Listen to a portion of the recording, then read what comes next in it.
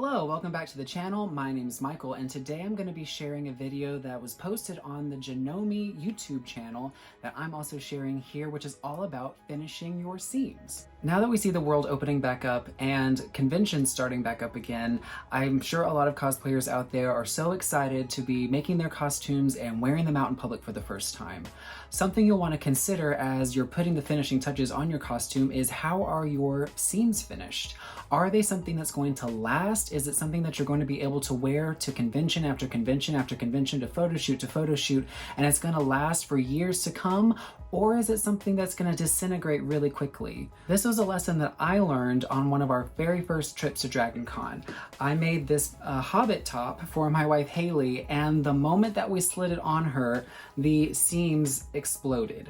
I had no idea about finishing seams. I didn't know anything about seam edges, and this woven fabric completely disintegrated the second that I pulled the ties on the back. And I vowed to myself that I wouldn't let this happen again, because I want our costumes to last for years to come and not just be a one-time thing that then gets thrown in the trash. So today I'm going to be showing you 5 different ways that you can finish your edges so that your costumes and clothing will last for years to come.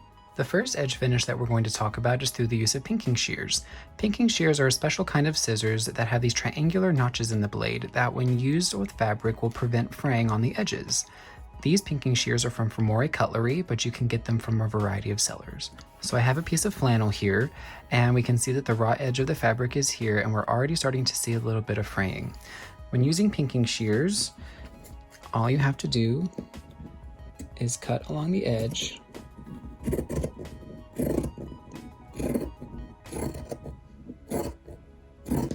And you'll see that we're left with this triangular edges. And so these are less likely to fray. They're still going to fray a little bit, so it's not a perfect finish, but this is going to be much less likely to fray than if you were just to leave a raw edge, where these threads are able to get loose. That's because they've been cut in a way that prevents fraying because of the bias of the fabric. So your edges will be pretty protected this way. The next finishes I'm talking about are all things that you can do on your sewing machine, and I'm going to be showing you on my Janome M7 Continental. Now I've sewn a simple stitch here of just a regular seam with a regular seam allowance, and you see here how we're already getting fraying from this cotton, so we want to prevent that.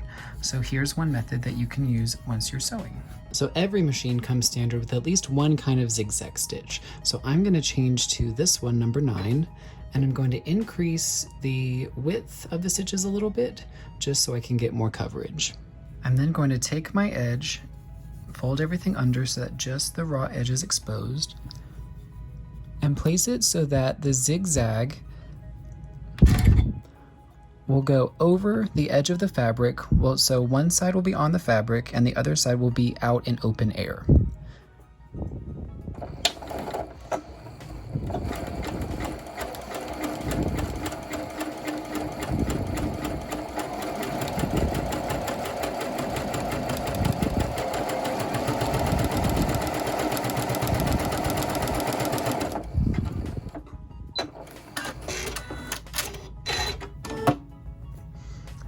So here, we've now have the zigzag kind of coming out into the air. And so what I'll do is just trim away these little frayed strings that have come off. And there we have a protected edge. I'll repeat this on the other side so that both sides have a protective edge. So when done on both sides, we see here so that the inside of the seam is going to be protected. There'll be no disintegration. Nothing's going to happen here. These seams are going to stay strong and last for a long time. The next method, and one that I'm especially fond of in apparel sewing, is the French seam. Now, the trickiest thing about the French seam is remembering that instead of pinning your pieces right sides together, you actually need to start with your pieces wrong side together. That's the trick to remember for the French seam. So we're going to pin this wrong sides together first. And now we're going to sew a 1/4 inch seam allowance along this edge. And we're going to use a standard straight stitch for this seam.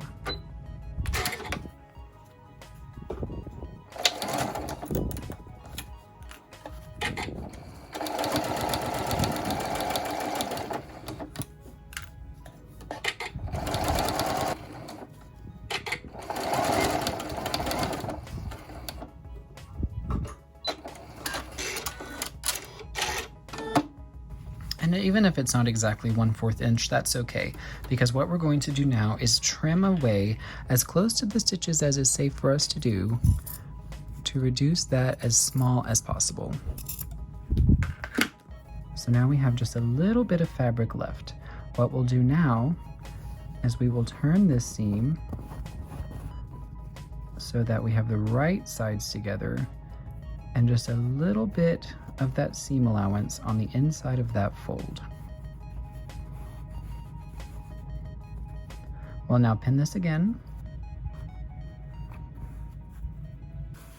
And we're going to do another stitch 1/4 inch from the edge.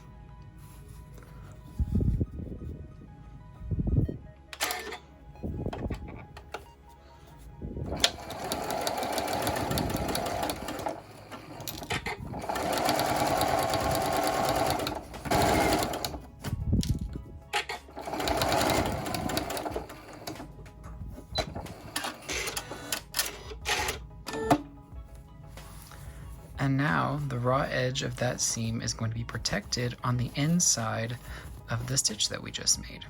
If you want to take this piece one step further, you could even do what's called a flat felled seam. What that means is that we're going to take this protected seam allowance, we're going to press it flat, and we're going to do a stitch along the edge of that all the way down, so that it will lay flat on the inside of your work. Like if this was a pant leg or something, you wouldn't want this kind of flapping around. You'd want it laying down flat. So we'll do a stitch all the way down.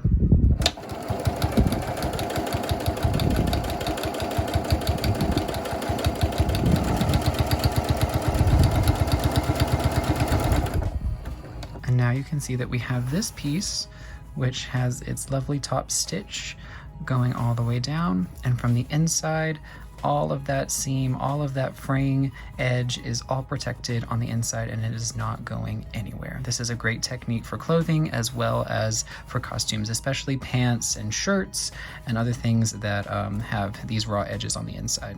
The next technique we're going to talk about is a simple rolled hem. Now perhaps you've got something from a thrift store that you're altering, maybe a skirt or something else, you're putting a slit up the side, and you have this raw edge and you're not really sure, you can't really sew it to anything, it can't really go anywhere. So what you can do is just a simple rolled hem by taking this piece and then folding it up again, protecting the raw edge on the inside of this fold. We'll then do a top stitch along the edge of this so that the raw edge is not exposed. If you've got enough fabric to work with, you can pin it just like I've done here. If you only have a very little bit of fabric left, like perhaps your seam allowance is very, very small, you can roll that tiny little bit and then use like Wonder Clips. I like using Wonder Clips, which are usually available from quilter supplies, but I use them all the time for little tiny detail jobs like this, where you don't have a lot of space to work with, and pinning something it's perhaps even too small to pin. These Wonder Clips are great where they will just keep that in place without having to pin it in very small spaces.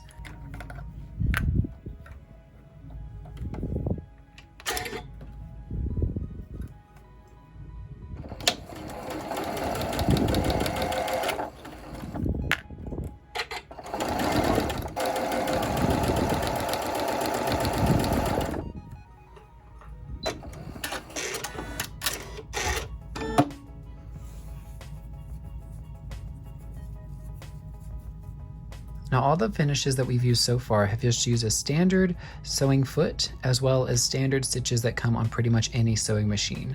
Now if your sewing machine is equipped with an overcast stitch, this is what an overcast foot looks like for my machine, and perhaps your machine came with an overcast foot, or perhaps you can purchase one. But an overcast foot is pretty much the best finish you can get without using a special machine like a serger or an overlock machine.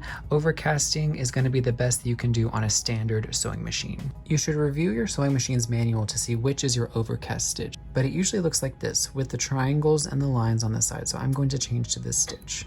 Now I've placed my overcast foot on my machine and gotten down here as close as I can so that you can see what's going on. So I've prepared a piece of fabric here.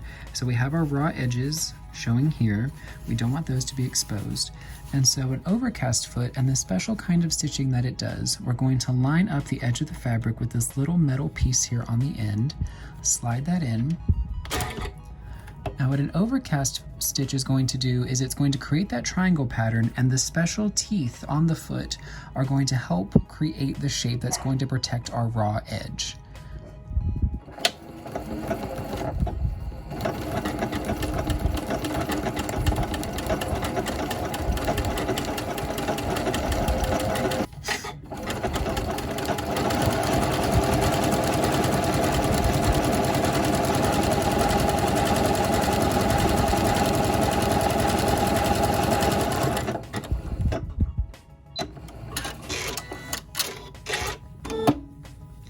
And so we see here that the overcast foot has helped create this interlocking system of threads that is going to protect your raw edges.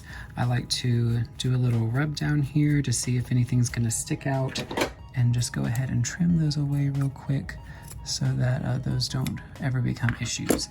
But now we've got a nice protected edge here, and overcasting is what I've used on the inside of many of my costumes and apparel pieces before I bought a serger.